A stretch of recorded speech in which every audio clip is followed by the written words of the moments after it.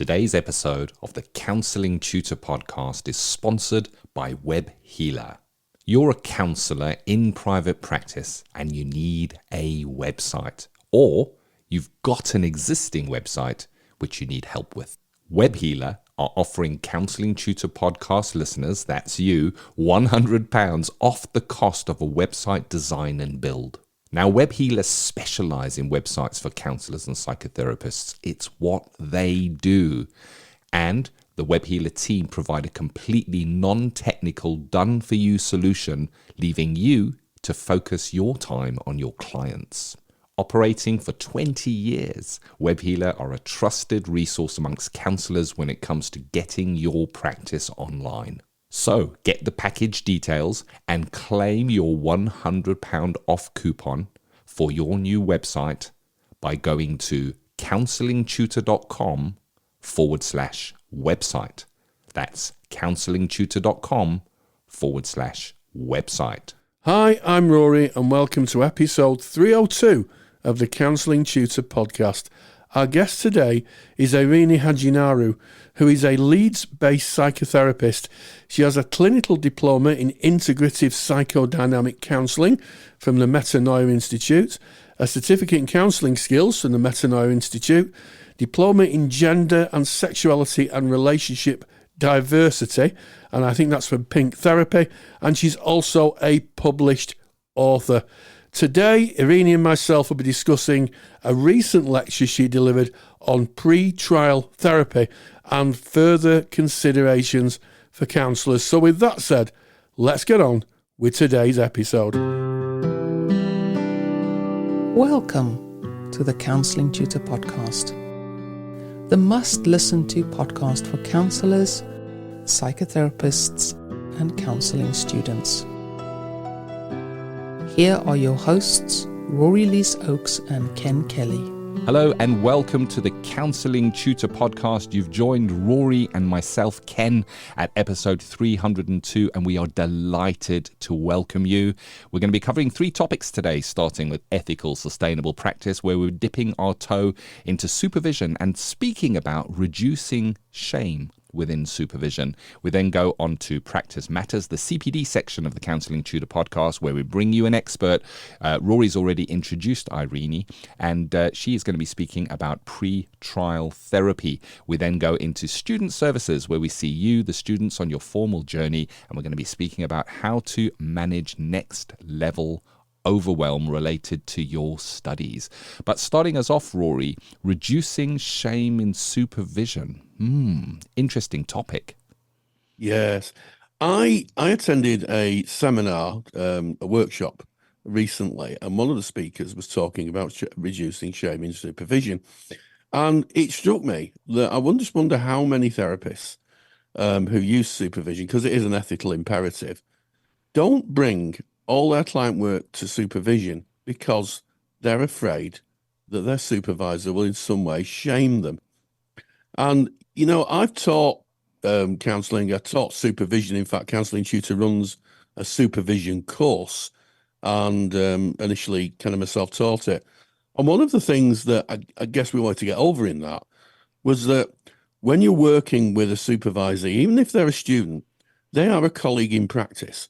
And the onus is on us to bring to supervision not only ourselves, but also a kind of compassion to therapists, to be able to, for them to be able to present themselves and their work in supervision without the fear of harsh or incorrect criticism.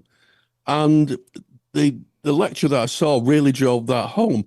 You know, there were lots of kind of anecdotal stories of therapists just not bringing clients because they were afraid of being shamed by their supervisor. Yeah, getting it wrong and being scolded or told what you have done wrong and how you should be doing it. That's really, I think, a really important part of this topic.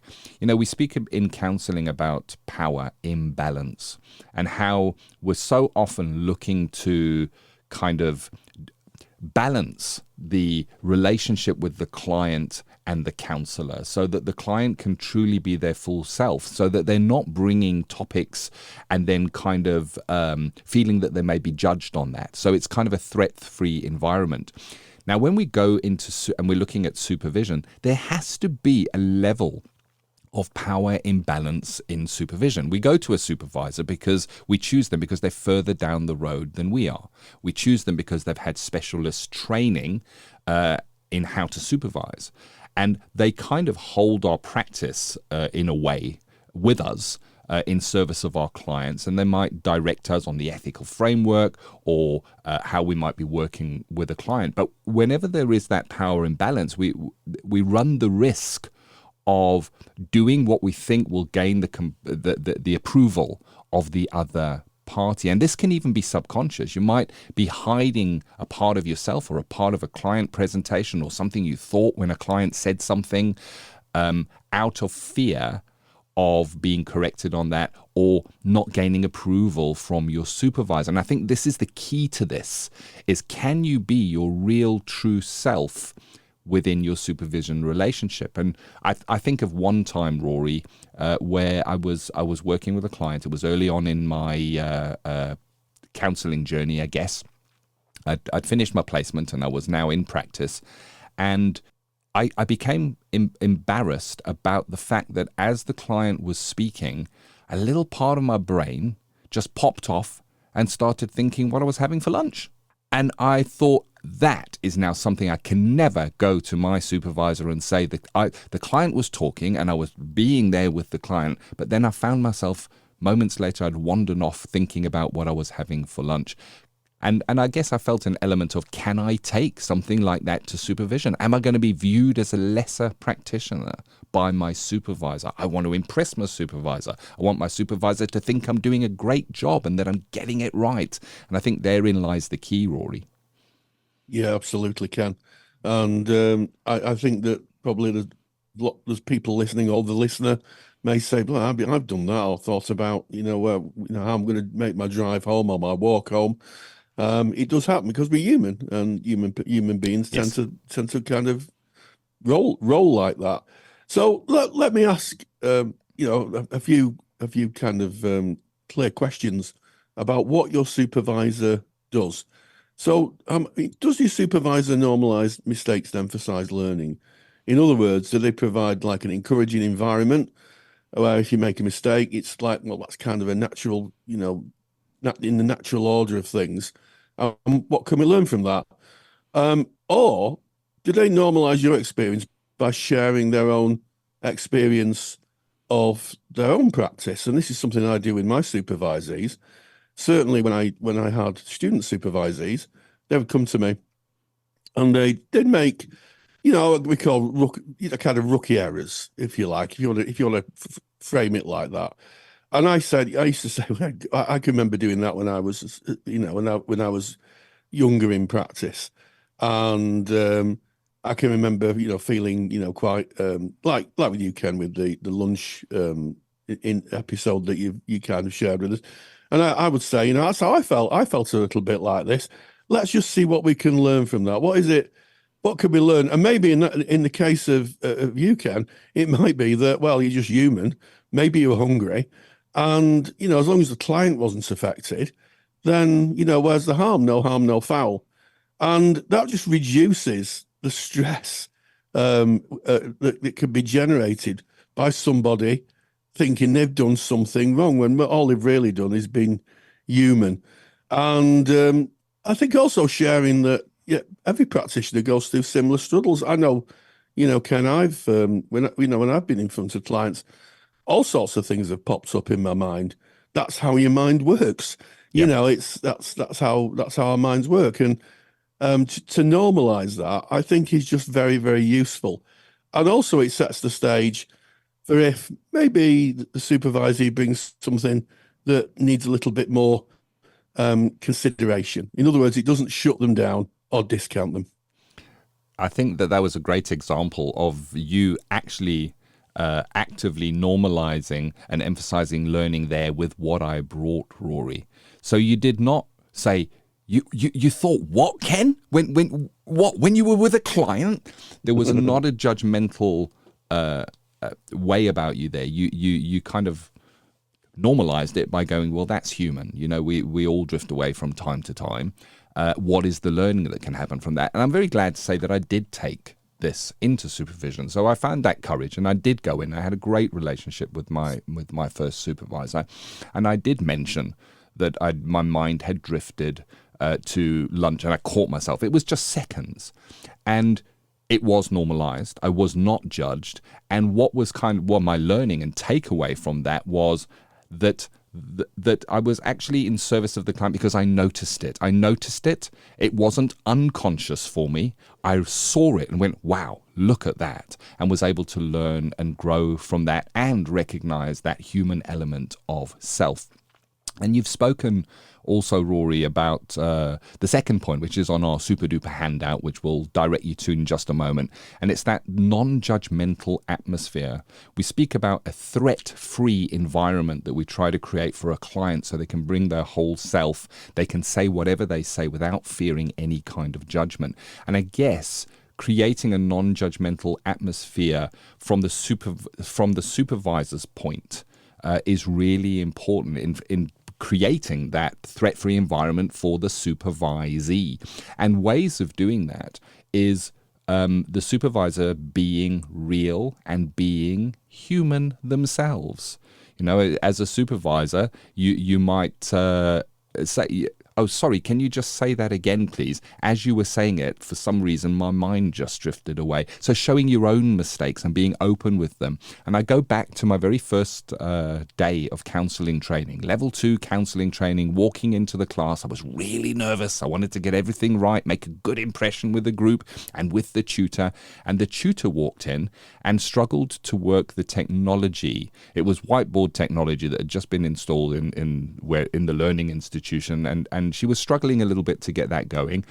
And she openly owned, oh, I'm really struggling with this. And I thought, if the tutor can make a mistake and own it and be okay with that, maybe I can too. And I think maybe that's part of that non-judgmental atmosphere, that congruence of being and not judging. Rory, what's your thoughts on creating that safe, open, non-judgmental supervision relationship?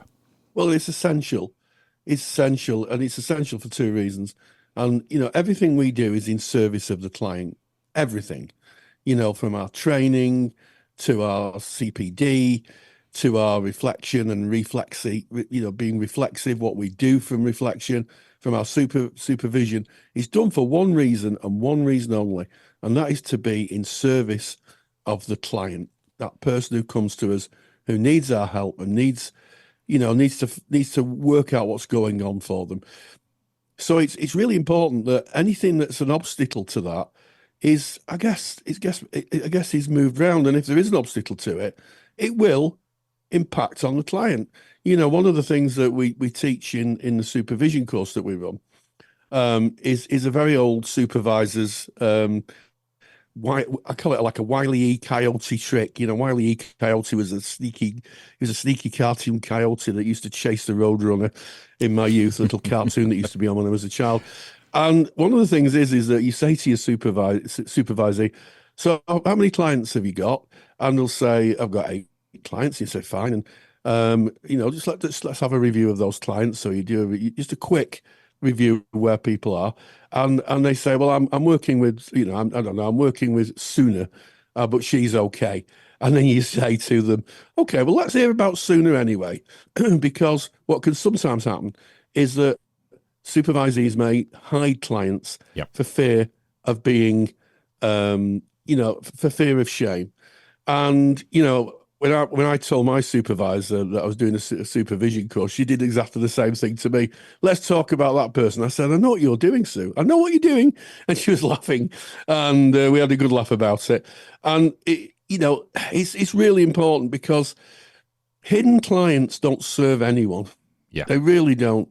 And if we can reduce supervision, if we could reduce that in supervision, all the better. And also, I think, encouraging reflective practice. Does your supervisor encourage you to, be reflective, analyze and reflect on your own actions, your own thoughts and emotions towards your work. Because that's a rich area in supervision. I've said it once and I'll say it again. Client can only go as far as you're willing to go yourself. And if there's anything that's holding you back, then that will hold the client back. It just is a case of that. And that's where a supervisor needs to be very, very thoughtful. This isn't managerial supervision. This isn't like when you go into your kind of boss and have your yearly review. It's not like that. It's completely different. Clinical supervision is a consultative process where you're trying to make sense of what's going on. And a good supervisor should reduce shame. And in fact, it wasn't actually the person who delivered the shame seminar. It was someone else who delivered a different seminar. But they said when they supervise using kind grandmother eyes. Yes. So I like that. Kind grandmother eyes. So in other words, you're bringing your wisdom, supervisors bringing their wisdom, and they're supporting the supervisee. So important. And as I said, Ken, it's something that we kind of build into the spirit of our supervision course. We train supervisors. And if you are interested in becoming a supervisor, if you go to counselingtutor.com. It's right there on the page. You can't miss it. Just scroll. It says big, massive block that says supervision training. Click on that. The training is in process at the moment. You can join the waiting list and get the handbook download so you can see what that training encompasses and how that works. And as you're saying this, Rory, I'm kind of thinking, the word shame itself. So shame is an emotion, and it is an emotion that causes us as human beings to hide stuff. I don't want anybody to see this. It is shameful. I'm going to keep it inside. And when we keep that inside, it becomes a toxic loop, because we'll think over that, and I could have done it this way, and I should have done it that way, and I shouldn't have said this, or I shouldn't have thought that, or this shouldn't have happened, and it should have done this. And it becomes this toxic loop that can go round, and it can really burn into us. And I guess the first step of reducing that shame in supervision comes from the supervisee, you, the counsellor, going to your supervisor and finding the courage to bring that part of self, to say, look, I'm going to be vulnerable here, and I'm going to take that shame, I'm going to hold it in my hands, and I'm going to reach it out, and I'm going to hold it up to you, and I'm going to show it, and I'm going to show the true me. I'm going to show what's really happening in me, because shame is an emotion that we're feeling inside. And you've covered so far, Rory, the supervisor's side of that, and what a good supervisor will do, and how they will receive that, and how they will work with that, and how the relationship will be built to welcome that shame within supervision. But it is a two-way street, isn't it? It's a two-way street that, as the practitioner, finding that courage is sometimes not that easy. And one of the ways of maybe thinking about how you might work with that is, if you are feeling that heavy, going round in circles feeling of shame, and how would I take this to supervision? Can I take this to supervision? Maybe write about it in your process notes, just in your process notes, in your own jottings, and think about it. Get it out a different way than it just going round in your mind, and maybe try and phrase a way, or a sentence, or a few sentences of how you might present that to your supervisor. And I think the thing to remember is that your supervisor is on your side. The supervisor is there for the same reason as you are, to service and be there for your client, and to hold your practice as you grow and you develop.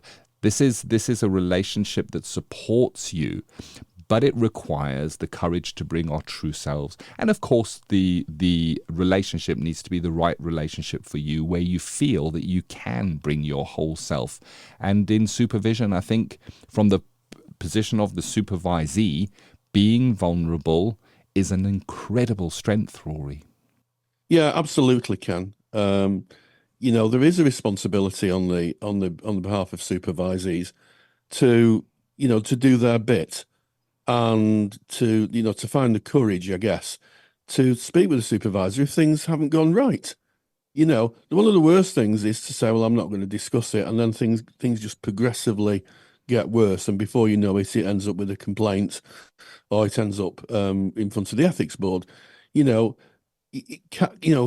things off at the pass, as they used to say in westerns, in Western films, is the best thing, because what can start as a small difficulty can actually escalate into quite a large difficulty.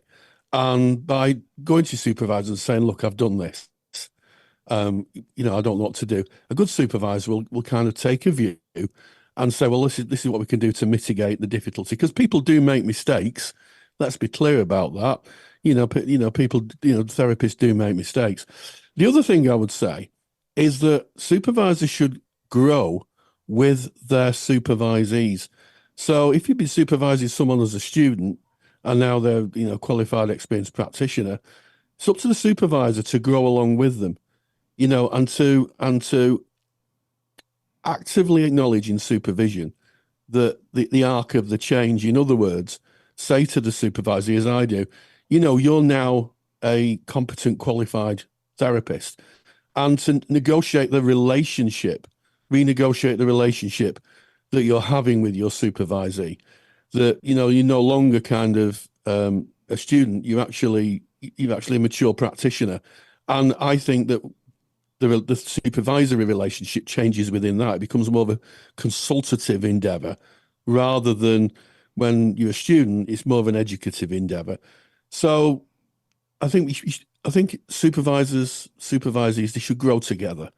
And if they do that, there's a bigger chance that there won't be any shame. It'll reduce shame, and the supervisee will get the best service possible. Well said there, Rory. If I could, I would clap hands loudly. And, as you're listening to this, if you're listening in real time, chance may be that you might be a student and you're graduating at the moment and about to get your certificate and be a qualified practitioner. If your supervisor doesn't raise the topic that Rory just mentioned of how does it change now, then you can go to your supervisor and say, I'm graduating, I'm getting my certificate in a couple of weeks. How might our supervision change going forward? Because it does. It matures like everything. It matures and it grows and it has an arc. Well, there it is. That is reducing shame in supervision. There is a super duper handout that Rory has made for you. All you need to do is go to counsellingtutor.com. That is on the website. Click on the podcast tab. Just make your way to episode 302 and you can download that. There is no charge at all from the website page where the show notes are. And if you're listening to this and thinking, hey, you know what, I've graduated some years ago, I've got maturity in my practice now, and I might think about training to become a supervisor. Well, the training that Rory mentioned that is offered by Counselling Tutor is available. Just go to counsellingtutor.com. On that page, you will see the supervision training course and you can download that handbook and see if that is for you. So that is our ethical, sustainable practice for today. Moving away into Practice Matters, where we bring you the interviews with people that have specialist knowledges within our profession. And Rory, you met up with Erene speaking about a really important topic, and this is pre-trial therapy. Yes, I met up with Erene Hadjiioannou, who is a very accomplished therapist. We've spoken to before on the podcast, and she was instrumental in helping draft pre-trial therapy guidelines for counsellors with the government. So obviously, if somebody is going to trial and they're going to therapy, there's always so much they can talk about in therapy. And she has, she with others has helped redraft those guidelines. Now there's been an update to those guidelines. There's further considerations that practitioners need to know about. It really is a not to be missed lecture. So I caught up with Erene, and this is what she had to say. Practice Matters is proudly sponsored by the Counsellor CPD Library. To access top quality, relevant continuing professional development for your practice that you can do at a time that suits you, and all for less than the price of a cup of coffee, visit counsellingtutor.com. You may be listening to this at a time when you're working with a client who's going through a court case and you're very, very concerned about, the legal aspects of working with someone who is going through the legal system. My next guest has been with us on a number of podcasts, episode 232 and episode 242, and has made a wonderful lecture for us on pre-trial therapy. So why don't you introduce yourself? Yeah, I'd be happy to. Thanks for having me on again. My name is Erene Hadjiioannou, and I'm an integrative psychotherapist based in Leeds. Yes, thank you very much, Erene. And as I say, you've made a couple of lectures for the Counsellor CPD Library, but today you're here to speak about pre-trial therapy and maybe the changes and amendments that have happened recently, because the law seems to be quite fluid at the moment, and what people may have understood about what they can do and how they can work with someone pre-trial may very well have changed recently. So, Erene, you've made a lecture. So what is the state of pre-trial therapy? What do therapists need to know? Yeah, you're right in that they have changed relatively recently. So they changed in May 2022. The guidelines themselves as a whole have been around for about 20 years in total, as of the time of our recording.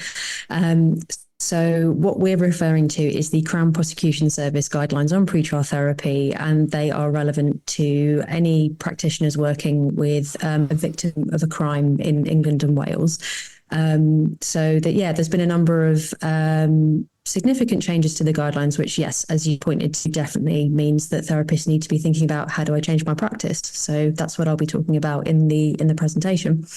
Yeah, so first of all, I'm sure there's a lot of anxiety around, you contract with the client and then they say, going through a court case, this is what I'm here for therapy for. I'm taking my perpetrator to court. What should therapists first think about? So if that's disclosed at maybe the first or the second session, what should go through the therapist's mind? What are good actions to take? Mm-hmm.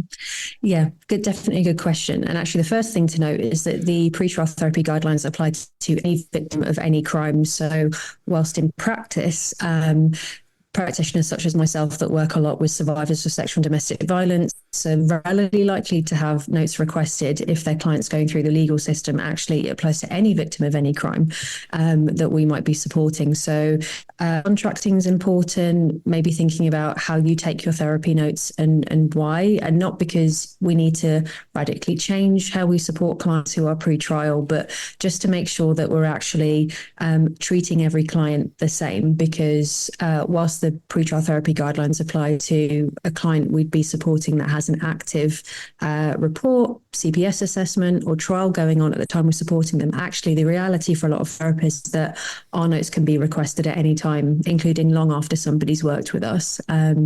Therapy notes being used as evidence in criminal proceedings is, as you say, anxiety inducing for therapists, but there's some very simple adjustments you can make to your work to make sure that actually you're just delivering services as you would do with any other client at any other time.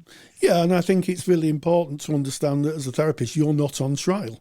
You're just aiding colleagues in the police service or the Crown Prosecution Service, as it is in England and Wales, to be able to help the wheels of justice. And of course, you're supporting your clients. Now, you're talking about notes, and I think it's worth reminding ourselves that notes should be really factual. They shouldn't contain any opinions, should they? They should just really be factual. That's correct. Yeah. Yeah. Mm-hmm. Yeah. Absolutely.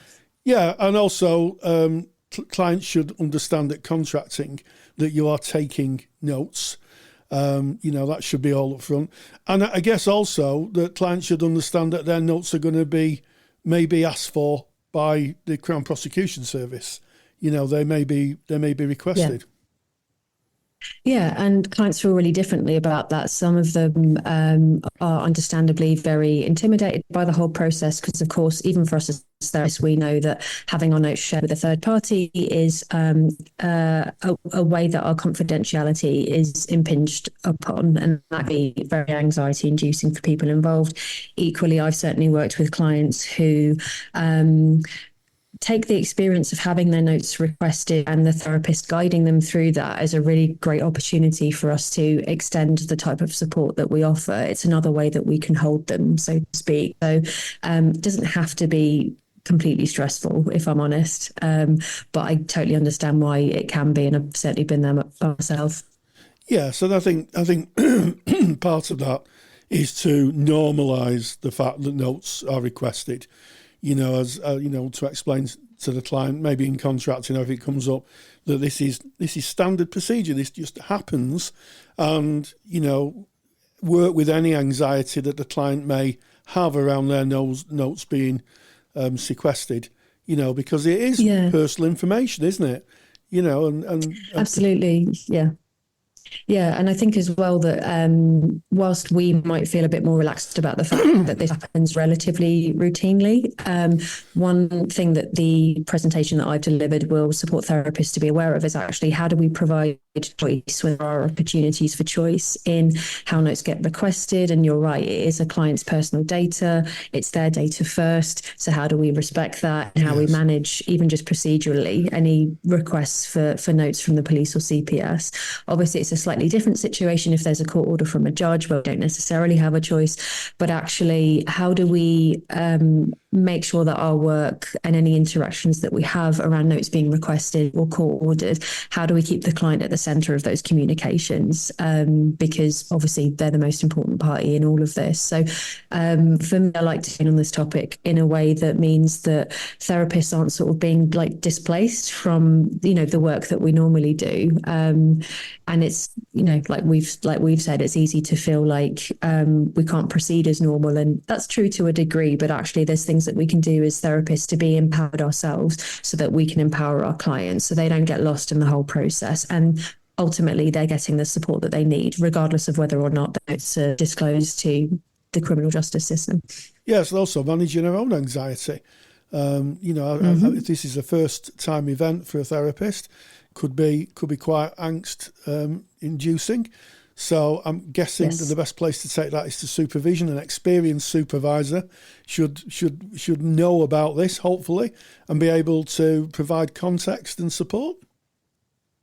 Yeah, definitely. And, you're right, as with any other client that we might be supporting, regardless of whether they're pre-trial or not, if we find ourselves as therapists feeling stressed, whatever that looks like for us, taking it to supervision so you can receive any support you need there, so you can focus on your client and their needs. I have to say, kind of touching on this part of working pre-trial always reminds me of something that Babette Rothschild has said, which is when we're doing trauma work, at least one person needs to be in the room. Ideally, that's the therapist. So yeah, you're right. If we need support from our supervisor or in, the resources that Counselling Tutor are providing on this topic, that really, really helps us to stay grounded so we can do trauma work, even if somebody's moving through the criminal justice process.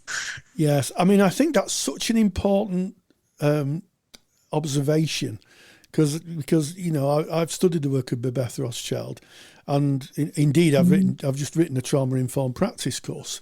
We did Counselling Tutor deliver a trauma informed practice course, and that is very much worth stressing, isn't it? That when someone comes to you and they're traumatized, and as you said earlier, that it might not be abuse, it could be any crime or any incident that's happened.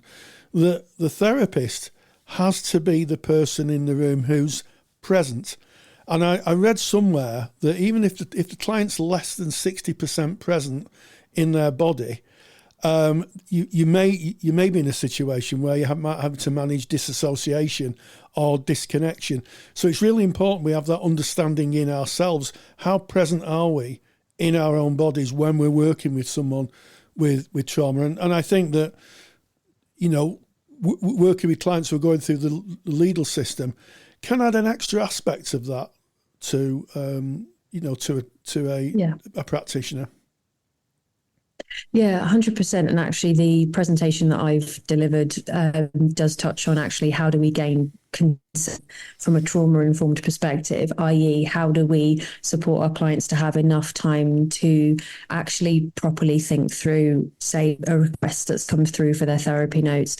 How do we do that in sessions with them, knowing that actually, as you've quite rightly pointed to, they're not fully quote unquote present because they are living with, say, PTSD, how do we support them to make contact with us so they understand actually what's going on, can get in touch with actually what they do want to happen, what they don't want to happen, and all of those really, really important things. I think, yeah, you've made a really great point there. And autonomy is a big part of this, isn't it? Because we need to make sure at all times that the client is working with autonomy. They shouldn't be fitting in with us. We should be trying to fit in with them. Yes, exactly. And I would say that definitely goes for the major changes that the pretrial therapy guidelines have undergone in the last coming up to 2 years now, which is that there is more emphasis even within those guidelines from the CPS that a victim of a crime, or we might say survivor, i.e. our client, has a choice as to whether they have therapy or not, with who, for how long. I know obviously that's different in practice, particularly for those clients that can't afford private therapy and have to go on waiting lists and be told how many sessions they can have. But that emphasis on actually it is victim choices to accessing therapy or not, and what they talk about or not, and that kind of thing. So those are really significant changes for us as therapists to really get our heads around, so that we can really be there and like you say, facilitate a client's autonomy in all of this, kind of no matter what happens, even if there may be circumstances pre-trial they don't quite have a choice as to how much information is shared about them within the legal system. Yeah, absolutely. And I'm also thinking that there's a kind of added dynamic, isn't there, when you're working with clients who are going through a legal process. There's managing the trauma aspect of things, which is, a substantial piece of work for therapists to engage in, but also managing the other side of it, which is, of course, managing the concern about going to court, because that is can be for some people quite a stress-inducing event. Yeah, definitely. And pretty much all the time, particularly when it's survivors of sexual and domestic abuse, or at least within the clients that I supported, they often only really learn how the legal system works because they're going through it for the first time. So for us therapists, whilst we're not legal professionals, being well informed as to say how the criminal justice system is structured, or what are the pretrial therapy guidelines about, just means that we can offer that holding and containing in a very particular way, just because if we kind of think about it in trauma terms, it's really easy to be re-triggered within the criminal justice process because, unfortunately, at least within England and Wales, it's an adversarial system. Victims get cross-examined in the same way that a defendant is. And also, if you're going through a system where you're just having to deal with whatever comes, then you end up having to be very reactive. And that's really familiar, unfortunately, to people who've experienced traumatic incidences. So again, back to us being grounded as therapists, if we're well informed enough around the CPS guidelines or what the criminal justice system is like, then actually it just means we can just be a bit more still and move at a slower pace than our clients, so we can support them to move into hopefully avoiding being re-triggered as much as possible, just by virtue of moving through the system. Yes, yeah, and I think what I'm hearing here is that maybe some form of education about, or some information sharing, at the very least, about how this works, because they may not have got the whole picture through who they're connected with. Maybe it's police liaison, or maybe it's their legal team. So just adding some context, the therapist adding context. And normalising it could be useful. Is that something that we should think about as therapists, do you think? I think it's a I think, as we've acknowledged, it's a really fine line between being well informed and particularly in situations where if we're survivors, where actually completely reasonably we may be the only person that they trust. So, I mean, I can certainly speak from my experience because I'm really well informed in this area. I tend to use any information that I do know as a framework for me to be grounded, so that actually, say, for example, if a client says, my case got NFA'd, I know what that means, and they don't have to do the work to explain it to me. And the function of that, I think, is just to signal safety, holding, containing, rather than I'm going to have to go, through this over and over again and verbally explain to everybody that I meet. When a client is feeling quite uncontained and re-traumatized themselves. So it's all goes back to really us well informed. Just means that we can be grounded and supportive. Like I say, signal safety to our clients. They don't have to work hard to be safe with us if we're well informed, if that makes sense. And I'm guessing the term NFA means no further action, which means that sometimes, Correct, sometimes the incident is investigated, and the police or more to the point, the Crime Prosecution Service, who bring prosecutions in England and Wales, I believe, they may decide that it's not met the bar, I think they call it, for going to court, and they may decide not to take any further action. And that can be, I've worked with clients who have gone through giving a statement, the trauma of having to talk about what happened, being interviewed on a tape in an interview room, and then all of a sudden, 3 or 4 months later, they get a letter through the post, or maybe they may get a phone call saying that, unfortunately, no further action. I mean, that, again, is another piece of work for a therapist, isn't it? Yeah, of course. And I think in those instances, what I've found helpful to do, actually clean working with clients from minoritized communities, say LGBT people or people who are not white, essentially, knowing that actually the idea of justice isn't something that is easily accessible to all persons, and also actually what does justice mean to you in terms of moving forward with your life, and feeling that there is a degree of this being, whatever clinical term we might use, either ended or resolved or worked through or recovered from. I think just, I'm deliberately using kind of therapeutic language because ultimately that's the work we're here to do. And you're right, an NFA or however the legal system might go, could have devastating effects psychologically. So actually figuring out what the meaning of that is for any particular claim is incredibly helpful, and just again regrounds us back to really what are we here to do if somebody's moving through the legal system, or even if they're just thinking about reporting, because that can have a whole meaning to it that we could be invited in to navigate with our client. Yeah, absolutely. What do you hope that people who watch your lecture will take away from it? To be honest, I think just to be less frightened by the whole thing, because it's, as we've acknowledged, it's really get anxious about it. I think noticing and learning about actually what are the choices we can provide, because we try to be collaborative as much as we can with our clients, and figuring out actually how do we navigate this in a way where we're well informed enough that we can make choices and anticipate what might come up next, rather than just this is a thing that's happening to my client and therefore happening to me, happening to us, because that kind of latter description is very much what trauma is like anyway. It's a being done to rather than having choice, collaboration, control, consent. So that's my main aim, really.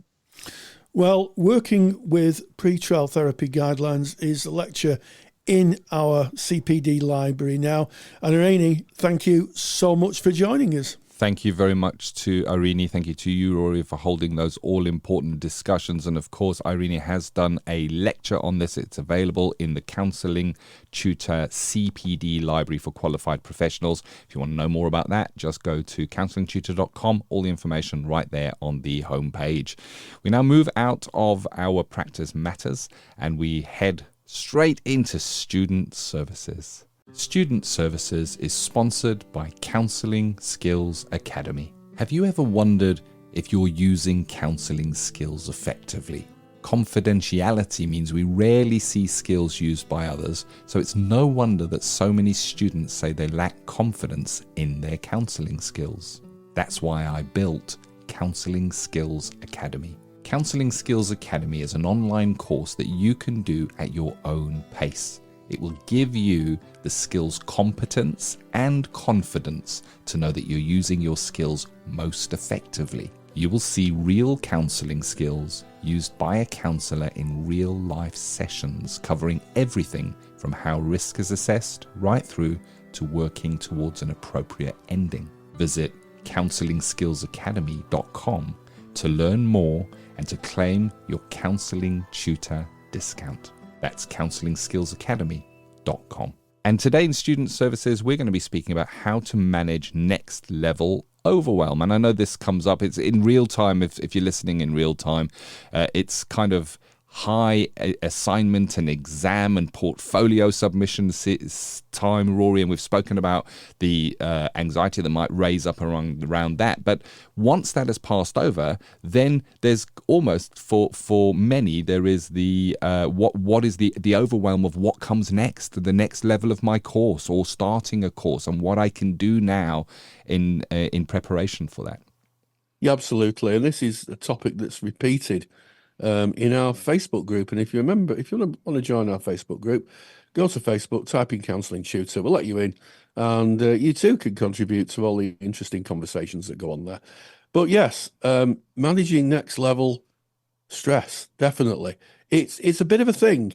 And in my experience, what happens is that, you know, someone may do a certificate in counselling, decide to do the diploma, and then what happens is that they're fully immersed in the work and the criteria and the assignments, all the things we've discussed on all the other podcasts, Ken. And then what happens is that they kind of burst out at the other end, and they've passed, and they've had an interview maybe for the next level, and the stress of actually doing the certificate kind of ebbs away, and it's just replaced by another whole load of stress about, what will the next course be, and how hard will it be, and what do I have to do, and also a confusion. And I think the thing is that as you move up the qualification suites from introduction to certificate, from certificate to diploma or degree, depending on where you're going, that anxiety kind of racks up. So, I mean, the first thing I would say is that, if you're in that position, if you're listening and you're thinking, no, that's me, that I'm really stressed out, the first thing I would say is just take a little, a couple of weeks break after you've finished, and just find some space for you, because these courses are all encompassing. I never thought I had a life for about 3 years when I did mine. I ate with textbooks on the table. I slept with textbooks, next to me. I went to the bathroom and there were textbooks stacked up on the bath. There was a bit of a theme going on. And eventually it was a bit of a shock when I came to the end of my studies. I don't know about you, Ken, but it was a bit of a shock. It was like, what am I going to do now? I really didn't know how to use my free time, because I was just so engulfed in study. So I'd say just take some time, just re-engage with the things you did before you were a full-time scholar. And then start to plan a little bit about finding out about what you're moving into, and think about some low-level strategies just to ease yourself into the next level before you walk into the classroom door, or walk through, not walk in, hopefully, walk through the classroom and walk into the classroom, Ken. And of course, we do recognize that we're speaking about overwhelm. And as you kind of mentioned, Rory, maybe overwhelm around assignments, and then when that's over, it's overwhelm about the next part of the course, and when you finally graduate and you get you're now qualified counsellor, perhaps overwhelm of what's the next steps, where do I go, do I work in an agency, do I go into private practice, so many questions, and this is not going to be the same for all. I mean, the overwhelm seems to it's a characteristic that may come up more in some than others. Other people may feel excitement around those same things. So we're specifically focusing on, if there is overwhelm within you, what can you do? And the first thing, I guess, is that it is okay to experience overwhelm. You're not doing it wrong if you're feeling overwhelmed. So I just want to normalize that. So it's not something wrong with you if you go, I'm nervous about this. Why do I feel so overwhelmed? It's okay. It's okay. You can take a deep breath and know that you're not the only person to feel this way. And you certainly won't be the last person to feel this way. And I think if you look back across your life, you'll notice that it kind of will have shown its little head at numerous times during your life where there is change, because we are, as human beings, we're kind of a bit resistant to change. It's in our DNA. I did read about why that is, and it's very interesting. If we go back to our hunter-gatherer state, staying in one place and doing the same things, we had a better state of survival. So it's kind of wired into us that when there is a change ahead, it can be very overwhelming. And we can look at the unknown, or the fear of the unknown, with overwhelm. What do I do? How do I show up? What's that going to be like? And of course, there's so many sayings which are easy to say and less easy to integrate into self, of things like 99% of the things you worry about will never happen and things like that. But the truth is, when you're feeling that overwhelm, it's very real and it can be a blockage. And overwhelm usually shows itself when there is some form of resistance. So you know what you're doing, you decided to go and study, you're getting to the end of the study, you know you're going on to the next level, but there's a resistance. It's going to be a different group, it might be a different tutor, it might be a different learning institution. Who are they going to be? Who am I going to be within that? And it can kick off a whole lot of thinking that just perpetuates that overwhelm. It can actually raise it. You can feel maybe that you get anxious, go from the overwhelm into showing signs of anxiety. Breathing is a great way to work with this, letting it go, going, yes, I see, you know what, I'll find out who they are when I arrive. I'm just going to let that go now, and I'm just going to be me, because underlying all of this is the truth that you are enough. You really are enough. And a great place to go back to when you feel this overwhelm, when you're facing that resistance and that unknown in front of you, go back to what you do know. And one thing you do know, if you're studying counselling or psychotherapy, you know why you're doing it. You know what led you into studying counselling and psychotherapy in the first place. It is your why. And you can always go back to your why when the seas get a little bit rough around you, when you don't know what to do. And the truth is, you know, when you graduate and you're a practicing therapist, we face resistance some more in different areas. So it comes back, it circles back all the time. Where do we go in overwhelm? We go back to our why, what I do know, why I'm doing this. And within your why, I think, is the answer. The answer is good enough. You don't need to know everything about the next course, who they're going to be, what's expected of you, what the books are that you need to read and download. It'll all be given to you when you arrive there within the time. Know you're enough. Know that you are good enough. And go back to your why. Yeah, well said, Ken. I think I should applaud now. I'll do a bit of silent clapping. A lot of clapping today. Silent clapping. I wonder if people are clapping at home with that. Sure they must be. And if they're not, they should be. Give kind of a clap, unless you're driving, in which case keep your hands on the wheel. What I would say is that with overwhelm comes transference. And I don't think I mentioned transference for a few episodes, so now is a good time to slot it in and to remind ourselves what transference is. It is when we access feelings of the past. So you go in to a shop, the person behind the counter reminds you of your school bully, and you get those feelings that are transferred from the past. That poor person in the shop probably never saw you before, doesn't know who you are, probably a very nice person. But it's very easy for us to get caught up in that time machine of transference.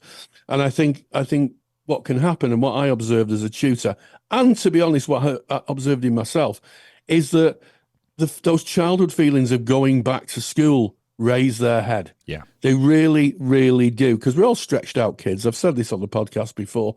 We're all stretched out kids.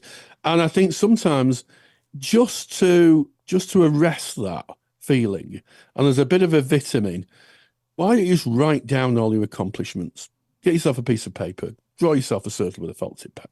Write down all your accomplishments. Doesn't matter what it is. You might have won a swimming badge. You might have won a cookery competition or anything you've accomplished.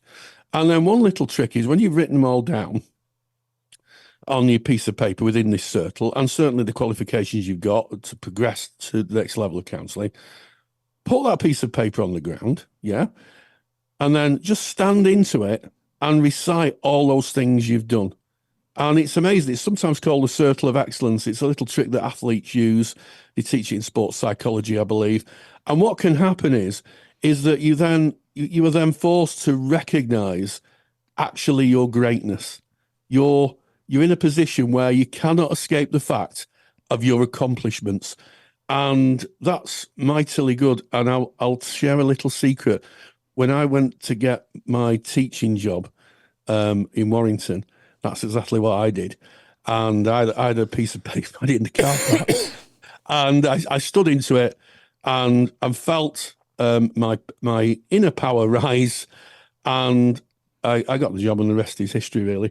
But, just be, you are good enough. I think that's what I'm trying to say. If you've been given a place on a course, your tutor has seen something in you that says to them that this person's why is strong enough, and you'll go forward. So I hope that's useful. And you're not on your own. Everybody worries about the next level. Everybody does. And when I graduated from my diploma about 18 months later, I went on to be a teacher. I'm a glutton for punishment, I think. And I was in the same position. When I found myself in the same emotional struggles, and I had to engage it. I had to meet it where it was, really. Yeah, I love those personal affirmations of self, reminding yourself of your strengths and who you are and what you have done and why you were there to do it. And one last thing I'd like to share on this: overwhelm, anxiety, nervousness. It's an emotion, it's a feeling, it's a physical feeling that you can point to a part in your body of where you feel that. We feel it in different places. It might be in your tummy. It might be a little bit higher. It might be in your chest. I feel mine in my tummy. And I was given some great guidance many years ago, which I now know is kind of behavioral therapy at its base. I didn't know it at the time. It was way before I entered the counselling profession. I was working as a professional entertainer at the time, and there were many times that I would have to go out on a stage in front of many hundreds of people, or in front of television cameras in front of many thousands of people, and I would get really nervous. And somebody once said to me, that nervousness and excitedness feel very similar. And you can replace one for the other by just saying to yourself, instead of, I'm really scared of this, I'm really overwhelmed about this, I'm really nervous about this, change the word, one word, to, I'm really excited about this. I can feel it. I can feel the excitement in my tummy. I can feel the excitement in my chest. It's another form of positive affirmation, giving a name to it that is not a negative name, but a positive name. And Rory, you mentioned our Facebook group earlier, and I noticed within the Facebook group, you see two different kind of roads to this. It's almost like the road splits, and the one is, I'm so frightened, I'm so scared, I'm so uncertain, I'm so overwhelmed. And the other road is, I'm so excited about, I can't wait to discover and find out what it's going to look like. And I guess if you are consuming content, consume the content of the road you want to be on. If you're feeling overwhelmed and you start reading content of other people that are overwhelmed, would that add to your overwhelm, or would it ease your overwhelm? And you need to make the decision of that, because there is a choice in it. It's a selective consumption of what you take in. There's a great story about a person who arrives at a town, and outside the town is the soothsayer, Rory. And the soothsayer will always tell the truth. And he stands outside the town gates, and he says to the people as they arrive to the town, "Why are you here?" And the first person arrives at the town, and the soothsayer says, "Why are you here?" And the first person says, "Because the last town I was in was terrible. Nobody spoke to me. It was a horrible place. I didn't get on with anybody, so I want a new town. How is this town, Mr. Soothsayer? And the soothsayer said, sadly, I got bad news for you. It's exactly the same as the last town you were in. 5 minutes later, another person approaches the gate. This is person B, approaches the soothsayer. The soothsayer says, why are you here? And the person says, because I was in another town and it was great and everybody loved me and I got on with everybody and I just want to explore this positivity and I'm hoping this time might be something like that too. And the soothsayer says, well, I've got some really good news for you. You found a town exactly the same. You're going to find the same here. And it just reminds me that no matter what we do or where we go, Rory, we take ourselves, and it is maybe not, as Anna Sanin says, we see the world not as it is, but as we are. Can you change the overwhelm into excitedness? Because it is an incredibly exciting time. It really is. You're going on to another level or a new course. Wow, good for you. You deserve it. You earned the right to be here. You go get them. That's my final words on that, Rory. Yes, as Jean-Luc Picard, the captain of the Enterprise, and a fellow Earl Grey tea drinker said in one of the episodes, let's see what's out there. And that is the truth. You're going to see what is out there. You're going to be an explorer in your own learning. Never a more exciting time, Ken.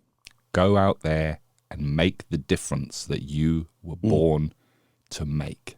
This is episode 302 of the Counselling Tutor Podcast. Yes, we started off with ethical and sustainable practice. We talked about reducing shame in supervision and asked some pertinent questions about how your supervisor may work with you. And of course, there is a super duper handout for that. We moved on then to practice matters. We had an interview. I spoke with Erene Hadjiioannou discussing a recent lecture for the CPD library, legal considerations for pretrial therapy, further considerations. A great lecture, and such an important lecture because it's so important that we understand the law and the law of disclosure when we're working with clients who may be going through a court case. So a really important piece of work, and I think one not to be missed. And then we moved to student services, how to manage next level overwhelm. And Ken and myself had a little bit of a sojourn along the route of positivity and the excitement of moving into the next level and not getting too tied up in negative emotions. Now, if you've enjoyed this podcast and you think it might be a benefit to others, why don't you share it on other people's feeds? Share it on your Facebook, or maybe even leave us a positive review on the platform that you're listening to this on. It could be iTunes. We love a positive review. It makes the work we do so much more exciting when we see someone that said, oh, we've loved your podcast. It's always nice to have a positive review. And also, thank you so much for allowing us to be part of your journey, part of your lives, lending us your ears for the time that we broadcast the podcast. It does mean a lot to myself and Ken. And as always, stay grounded and stay safe. Thank you for listening to the Counselling Tutor Podcast. Find the show notes for this episode by visiting counsellingtutor.com.